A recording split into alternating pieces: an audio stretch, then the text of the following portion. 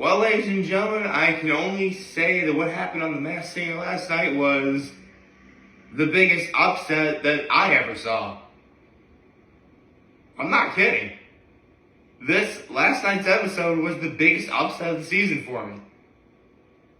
I mean, I guess it's good that it happened now, rather than the actual final, I suppose. But before we get to that, let's talk about Milo Muhammad kindness. I don't know, yesterday was kind of a stupid day in terms of okay,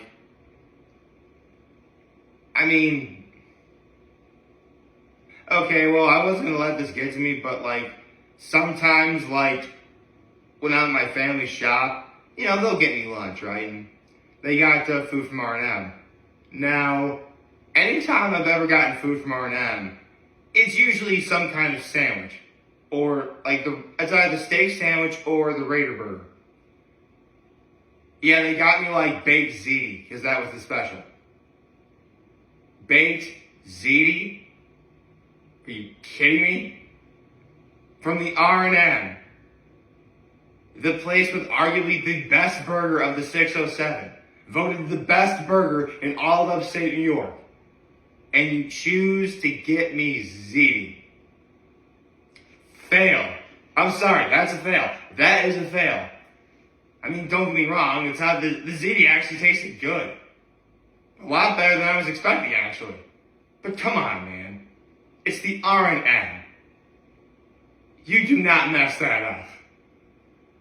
Best burger in all of upstate New York, and you don't even get it. Come on, man.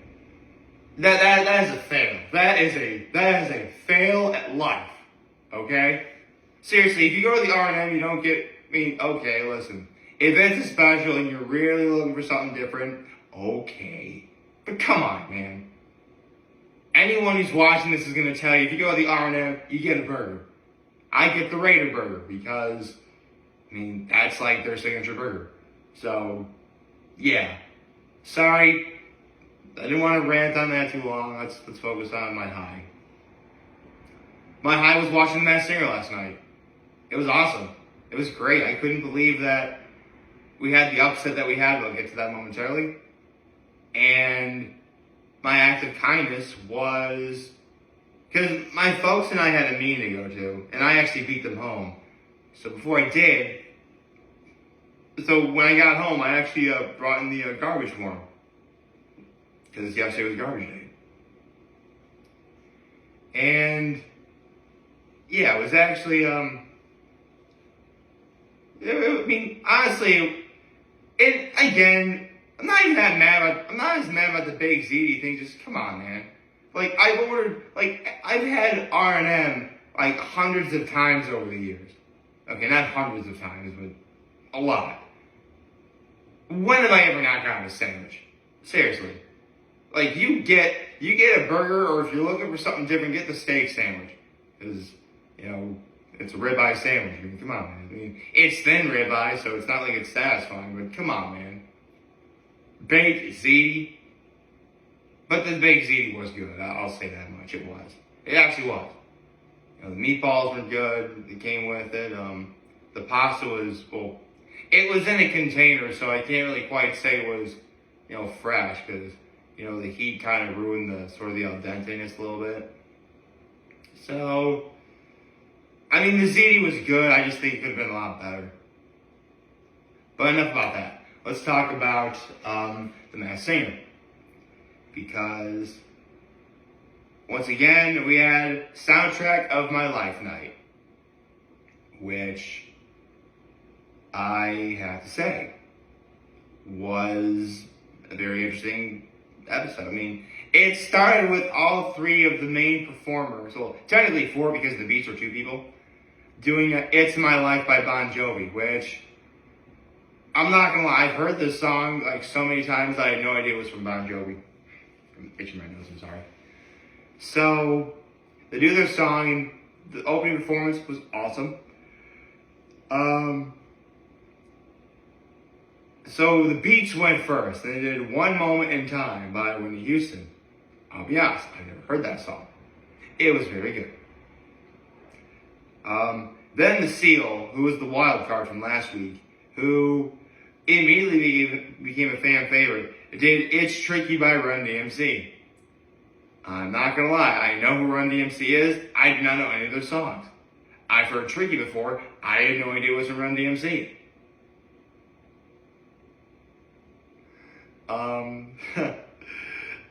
There's actually one joke I heard that has Run DMC in the punchline.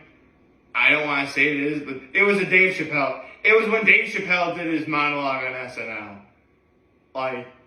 Actually, that was the first time I heard Run DMC in years. Seriously, what is it with these terms that, from the Masked Singer that I never hear until 10 years later? Oh yeah, right, I have a funny story about the season 9 finale, but like I said, that's a story for another day.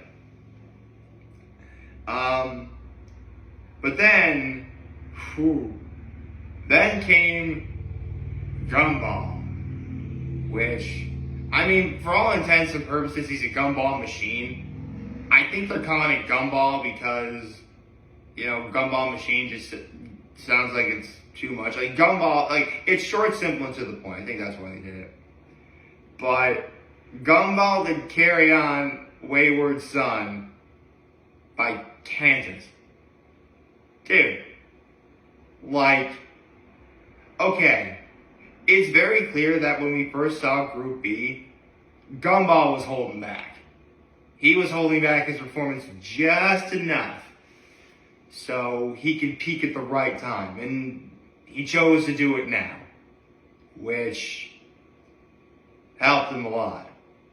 Because not only did he go on to the Battle Royale, but spoiler alert, Gumball is now the Group B champion and is now on to the quarterfinals. And that's where the upset was in, because I really thought the Beats were the ones to beat. I just realized how funny that sounded.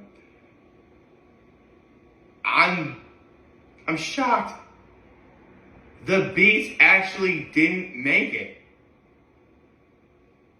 And it was so funny too, because what the Beats had going for them that no other singer had, obviously there's two of them, so already they're technically at an advantage.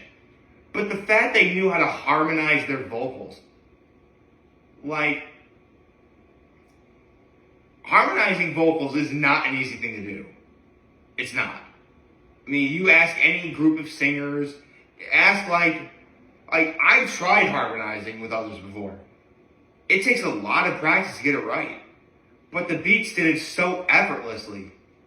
So, when the Beats lost, I was shocked. Again, this is the biggest upset for me of this whole season. It is. I don't think I was expecting the Beats to win at all necessarily, because I thought at the end, maybe go, whoever else in the court, unfortunately I hate to say this, Group B, this was the weak link of this season. It was. Group A had the Goldfish, and even if the Goldfish didn't win, chances are the Starfish was going to be the one to move on. And then there was Group C, which had both the Clock and the Poodle Moth. One of those two is probably going to win it all. In fact, I would be surprised if the final Battle Royale is going to be between, again, Clock and Poodle Moth, a rematch, which would be awesome to see. I don't think we ever had a legit... We almost did have a rematch in Season 9 because Medusa versus California Roll, but that didn't happen. Which actually kind of bothered me. I would have liked to see Medusa get revenge on California Roll. Medusa won it all, which I was super excited for. But, I thought, her being the one to beat California Roll, who beat her, that would have been awesome. Shout out to Bishop Briggs and Pentatonics, by the way. Here's what's even funnier about the results of last night, though. Obviously, the Beats are two people, and, the panelists are trying to guess who the Beats were. Robin Thicke was the only person who had the same idea I had. Because I actually thought it was Dan and Shay. I really did.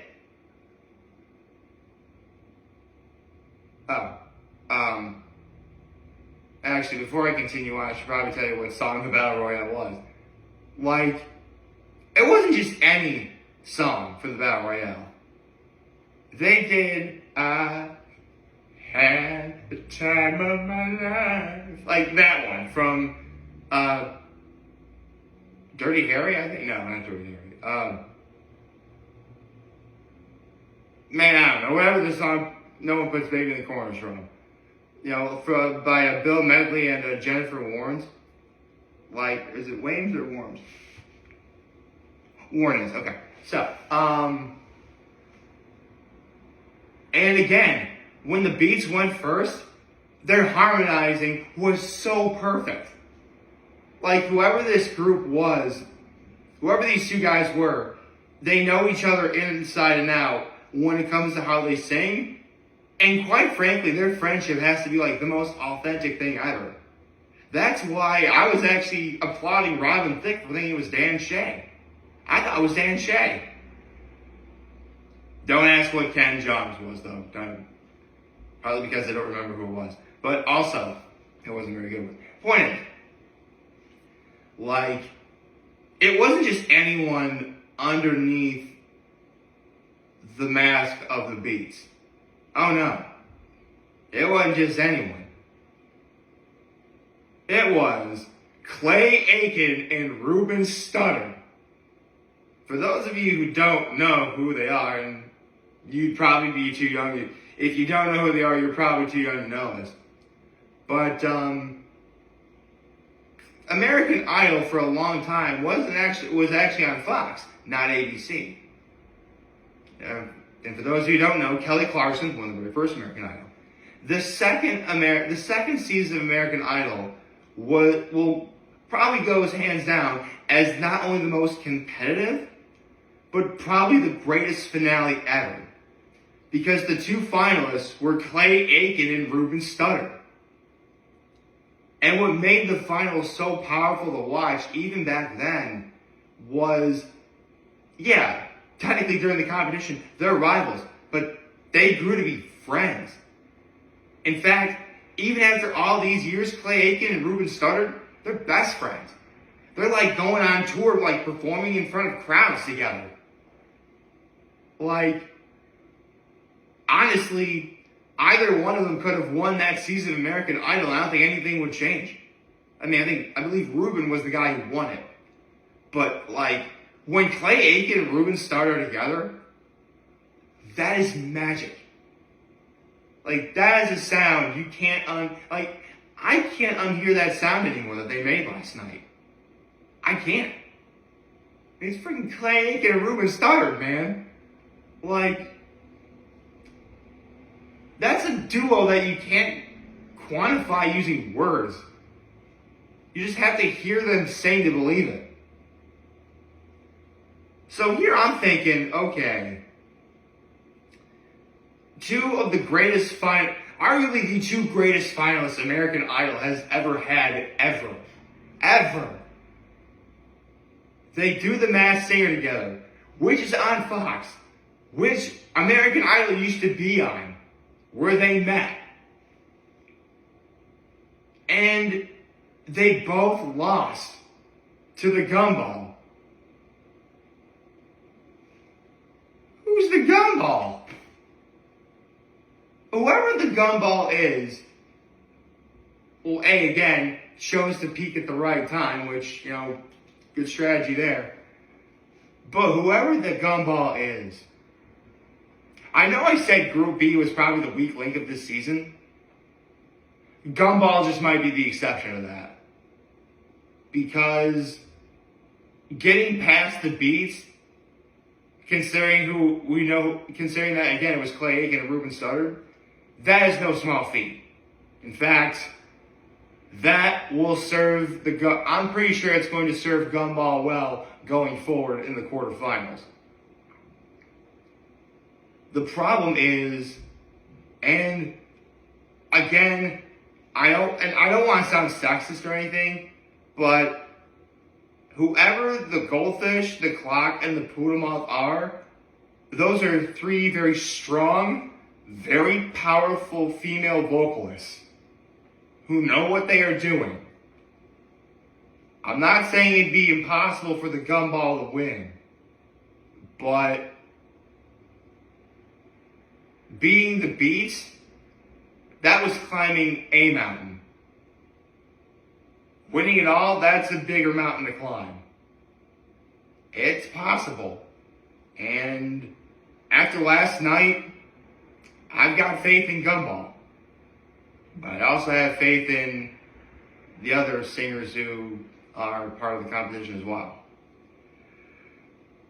I mean, for what we have for our quarterfinals right now, it's about as evenly matched as a person could see. I think so.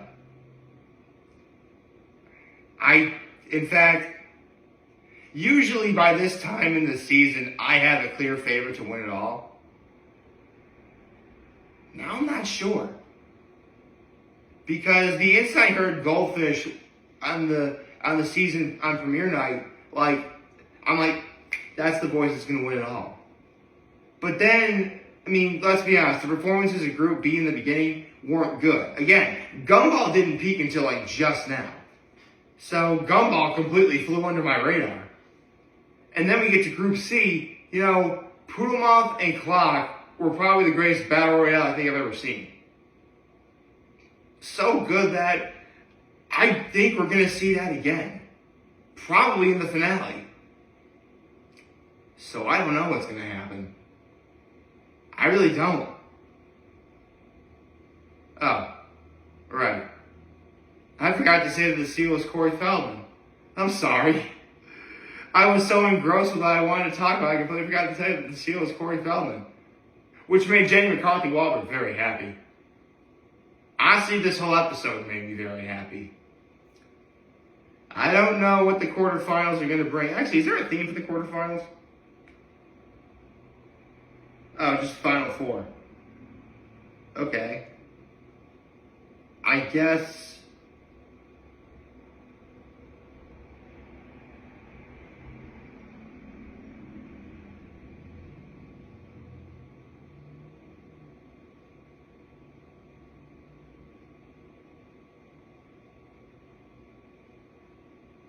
Okay. There's no theme. It's just Final Four. Which I think they're going back to how the Masked Singer originally when the Masked Singer started, there were no theme nights.